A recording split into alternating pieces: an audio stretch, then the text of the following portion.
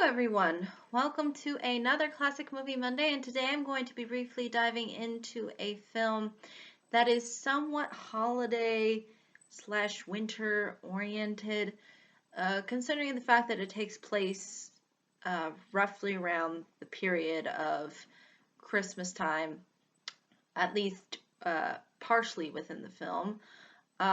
And it also seems to capture the magic and wonder sort of that I think a lot of people experience around this time of year. And also maybe I think brings to light some things that oftentimes aren't addressed when it comes to holiday films, and in particular, even films in general. Um, so I thought it would be interesting to briefly dive into this film, and as you could probably see by the title and thumbnail, we're going to be addressing Edward Scissorhands. Yes, this film is also relatively recent, similar to Home Alone. Um, and it is a very interesting film, to say the least. I think it definitely holds up as being one of the more uh, talked about and praised films of the holiday season, hence why it is in the classic category. And I also feel that despite certain elements to it that may be on the more cliche side, I still think that overall it holds up as far as a film that sort of tries to present the concepts that it does. Um, so basically, in case you are unfamiliar with this particular film, Edward Scissorhand uh, is a human that has really strange hands that are scissors. So Edward Scissorhands, and I should probably say Scissorhands. Excuse me, Edward Scissorhands, and but basically it's two hands that are like really strangely put together scissors. Um, it's kind of difficult to explain. It's almost on the sort of unrealistic and bizarre side, but that's definitely showcased, obviously, through the fact that this film is directed by Tim Burton, which you will see throughout the film. It is pretty Tim Burton-y, at least throughout. So if you're not in particular a huge fan of Tim Burton, this might not rub you the uh, right way, but Edward Scissorhands is played by none other than Johnny Depp. And basically, an inventor creates this Edward Scissorhands, or Edward Scissorhand, and basically, unfortunately, he ends up passing away before he can actually give him real hands, because I guess he had it in within the plans to, I guess, make him human. But unfortunately, that was not seen through, and Edward is forced to sort of live with the hands that he has, which are basically scissor hands. And he's, as a result, left isolated because originally this inventor obviously invented it in a tower like location, and hence nobody was even aware of Edward's existence until a Avon sales lady comes to the door of the creepy mansion slash tower house, and basically decides to take Edward Scissorhand into her own home and basically integrate him into her family, so to speak, at least to the point to, I guess, until eventually Edward can kind of leave and go find a place for himself, so to speak. And obviously, this leads to a lot of bizarre scenarios that are obviously expressed within this film in regards to the way in which Edward tries to function, at least within a sort of suburban-like setting. and he comes across a lot of strangely uh, weird characters, some even uh, sort of rude and unsympathetic, at least to Edward's sort of whole condition that he has with his hands. And so you obviously get a sort of this person, Edward Scissorhand, is different scenario that you see in a lot of films, but the way in which this film in particular presents this whole scenario and the whole way it showcases Edward's struggle to try to adapt and sort of be normal is, I think, really well executed. I mean, yes, obviously there is certain detours and really bizarre plot scenarios that are involved, but despite that, the essence of Edward's character and the journeys that you sort of see him, you know, uh, having at least when it comes to sort of living with this family, I think ultimately works to the film's advantage more so than against it, because you do really see the development there. And you really do see, despite the fact that he has this condition, he's able to produce something very unique with these scissor hands, so to speak. And in doing so, he kind of creates art, and you'll sort of see how he does this throughout the film. And it's actually really uh, overall, despite certain parts of the art kind of being a little bit again on the more bizarre side, you really do see the capability that he has with being able to again use the hands to create some kind of uh, contribution, at least, to the town. And you sort of see, unfortunately, too, how people really do take advantage of him, um, and really try to kind of use him for their own sort of selfish ends. And that's something, too, that I think allows the audience to even be more sympathetic to Edward, because it's not just, oh, he's different. It's the fact that he goes through all of these different um, points where he is sort of, um, again, taken advantage of, misunderstood, and there is a constant reinforcement of, who he is as a character. And ultimately, that's really what allows, I think, this film to really work. Um, and I think this film is also very identifiable to those who maybe have certain disabilities or disadvantages.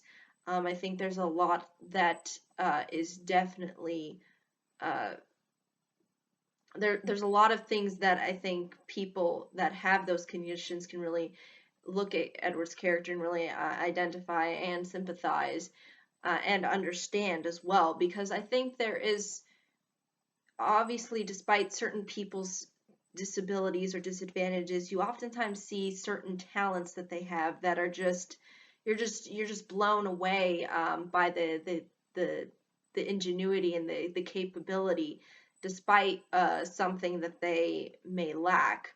Um, so I think that's also something that the film tries to explore as well.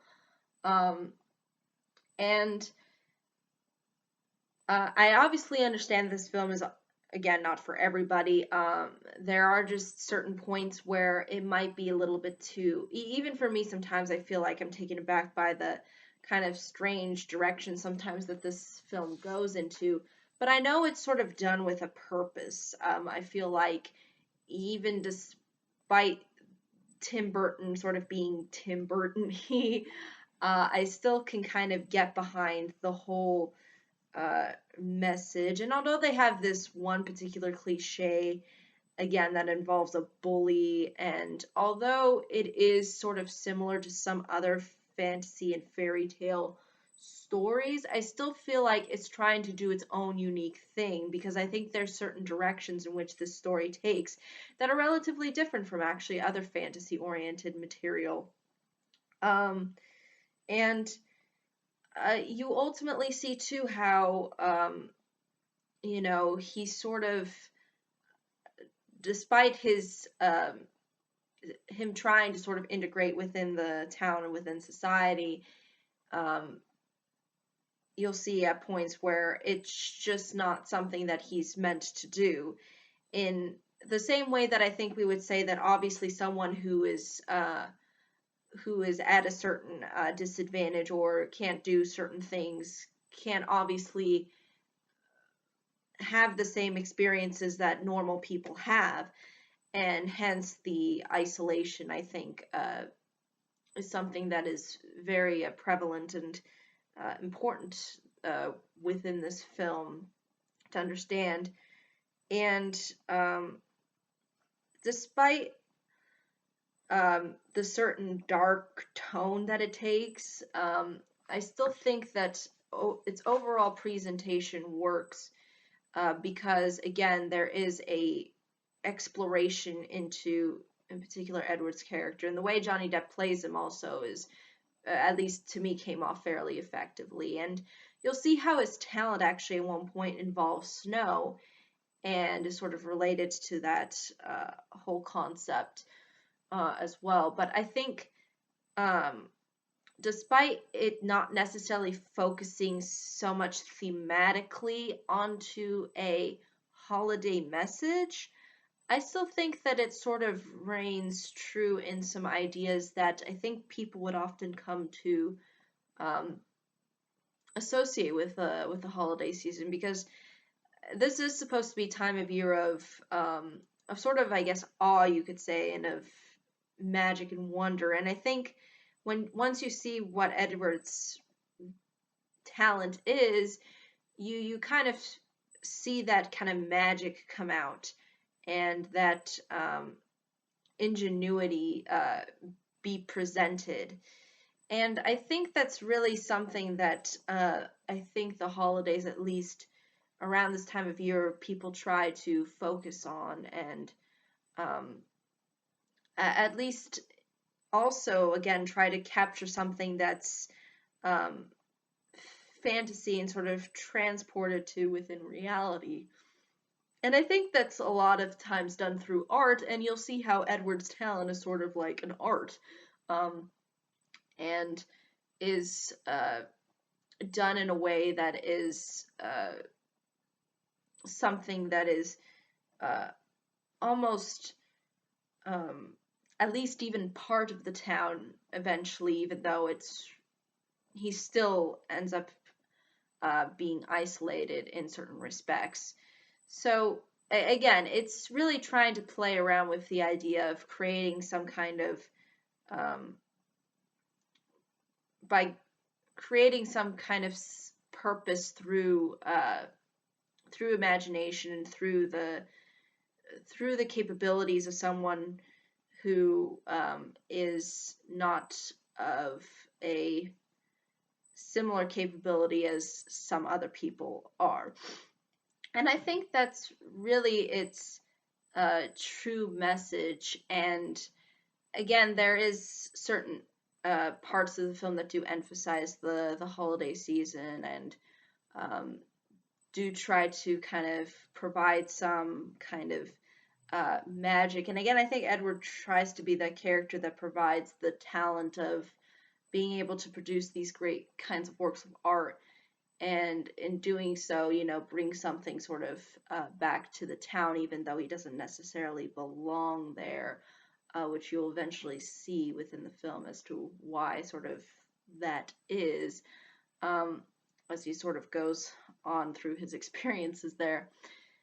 But again, I think that's really ultimately, though, all I can say without really giving too much away, because there are a lot of things that end up happening that are sort of, again, there's not a huge amount of focus onto plot, and I think primarily it's supposed to be more of a character piece and a character study, rather than on trying to be this grandiose, innovative storyline, so to speak. It's just Edward Scissorhand going through various detours, and in doing so, there is a climax. But at the same time, it's again not too.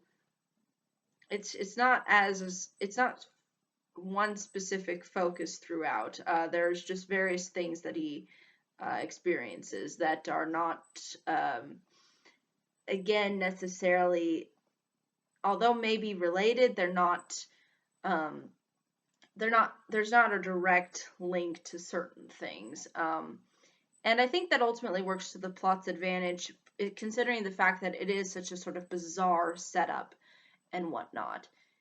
And I think ultimately, despite, again, the things that are sort of, what turn me off from this film, um, I do end up exploring it again and again because I just feel like the way in which they bring about the whole discussion of um, Edward Scissorhand and giving him this sort of um, characteristic, and in doing so, he brings about something that is of innovative talent, I think is, again, something that's not usually explored in a lot of films, or at least not as emphasized. And again, there are certain things that, although reminiscent to various other films, are still done in a way that I think is overall fairly unique. And obviously not for everybody, but despite that, I think you do feel the essence and the heart there. And again, there's also relatively a certain amount of innocence as well that can be attributed to Edward's character, which is also a thing that's relatively emphasized, at least throughout this time of year. But I think that's ultimately all I can say about this particular film. If you enjoy Tim Burton films, this is probably definitely up your alley. If you like these kinds of more gothic style fantasy films, like um, obviously Nightmare Before Christmas, Corpse Bride, things of that nature, I think you will find a huge amount of enjoyment to come from this particular film, actually. But I do understand that it does have strange parts. There's a certain amount of awkwardness to it. But despite that, I think there's the way in which the film presents its intents, um, and its purpose, I think ultimately serves itself well, and is largely reflected onto the character of Edward Scissorhands. But I think that's really, again, ultimately all I could say about this film. But thank you again so much for watching. I hope you all have a pleasant day, week, month, and year, and I hope to see you all in the next video. Take care. Bye-bye. Happy holidays.